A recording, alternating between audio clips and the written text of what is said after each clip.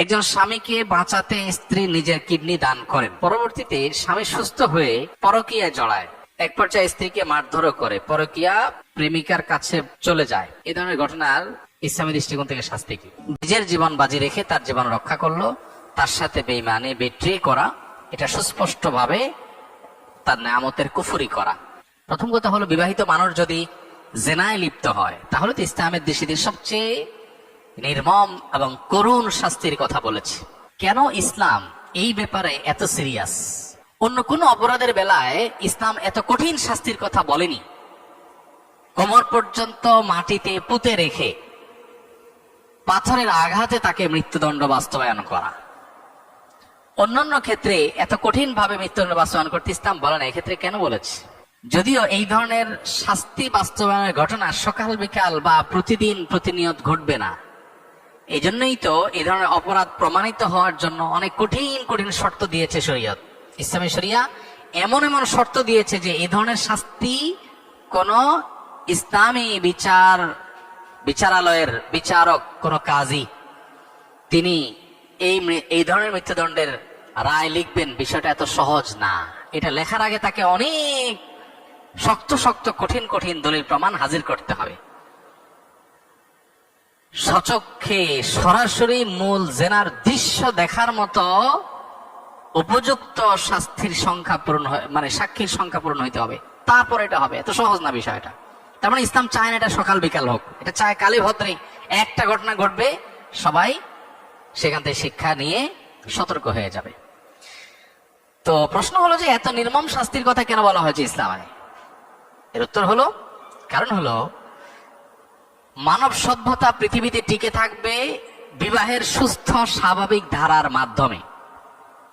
বৈবাহিক বন্ধনের এই সুস্থ স্বাভাবিক ধারার বিপরীতে বিবাহ বহির্ভূত যে সম্পর্ক, হারাম রিলেশন, এবং এর পাশাপাশি আজকাল যে সমকামিতা সহ বিভিন্ন রকমের অসভ্য ক্রিয়াকর্মকে পৃথিবীতে নরমালাইজেশনের কাজ চলছে, এটাকে স্বাভাবিককরণের কাজ চলছে, এগুলো মানব সভ্যতাকে হুমকির মধ্যে নিয়ে যাবে। মানুষের অস্তিত্ব পৃথিবীতে একসময় থাকবে না যদি এগুলো থাকে। ডক্টর খন্দকার আব্দুল্লাহ জাহাঙ্গীর রহমাল্লাহ বলতেন যে একটা বড় সাইক্লোন, একটা বড় ঘূর্ণিঝড়, এরকম বড় কোনো বিপদ, জলোচ্ছ্বাস, এগুলো একটা এলাকার মানুষকে শেষ করে দিতে পারে, পৃথিবীর মানুষকে ডুবাই শেষ করে দিতে পারে, এরপরও মানুষ কিছু বেঁচে থাকবে। কিন্তু মানুষের যে টেন্ডেন্সি, বৈবাহিক সম্পর্কের মধ্য দিয়ে সন্তান জন্ম দেওয়ার যে প্রবণতা, এটা যদি কমতে থাকে তাহলে কি হবে? একটা সময় মানুষের অস্তিত্ব সংকটের মধ্যে পড়বে, পৃথিবীতে মানুষ টিকে থাকতে কঠিন হবে, হারিয়ে যাওয়ার উপক্রম হবে। এখন পশ্চিমা পৃথিবীর অনেক দেশ শুধুমাত্র এই সমকামিতা সহ এই জাতীয় বিষয়গুলো, যেগুলোকে তারা উদারতার অংশ মনে করে, এগুলোকে তারা মানসিকভাবে সমর্থন করে, তারা পর্যন্ত সরকারিভাবে এখন অনেক দেশে নিষেধাজ্ঞা আরোপ করছে এই জাতীয় বিষয়কে। কেন? শুধুমাত্র মানুষের জন্মের হার বাড়াবার জন্য। কারণ মানুষের জন্মের হার কমে যায়, এভাবে টেন্ডেন্সি চেঞ্জ হয়ে যায়, প্রবণতা শেষ হয়ে যায় মানুষের। যে সমস্ত দেশ এই বিবাহ বিরোধী সম্পর্ককে অ্যাপ্রিসিয়েট করে, সে সমস্ত দেশে, সে সমস্ত সমাজ দেখবেন মানুষের জন্মের হার কমে গেছে। মানুষ যে কি জিনিস, মানুষ যে কত মূল্যবান সম্পদ, এটা ওই সমস্ত দেশগুলো হাড়ে হাড়ে টের পাচ্ছে। এই জন্য এই ধরনের পরকীয়া সম্পর্ককে ইসলাম সবচেয়ে জঘন্য অপরাধ হিসেবে সাব্যস্ত করে। আজ এটা ঘরে ঘরে হচ্ছে, যেটাকে ইসলাম সবচেয়ে কঠিন শাস্তি দেয় যে অপরাধের, সে অপরাধ এখন জনে জনে ঘরে ঘরে হচ্ছে, এবং এটাকে নরমালাইজেশন করা হচ্ছে। বিনোদনের নামে, নাটক সিনেমার নামে অনেক অসভ্যতার চর্চার মধ্যে থেকে একটা হলো এই পরকীয়াকে অনেক ফিল্মের মাধ্যমে নরমালাইজেশন করা হচ্ছে। এগুলোর ভয়াবহতা কত বেশি, সেটা যে সমস্ত সমাজ, যে সমস্ত রাষ্ট্র এগুলোকে নরমাল করেছে, তারা হাড়ে হাড়ে টের পাচ্ছে।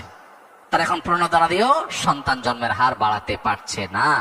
সো এ ধরনের অপরাধ আল্লাহর কাছে সবচেয়ে জঘন্য অপরাধ। তবে এ ধরনের অপরাধের যে শাস্তির কথা বললাম, সেটা কার্যকর করবে ইসলামের বিচারিক আদালত।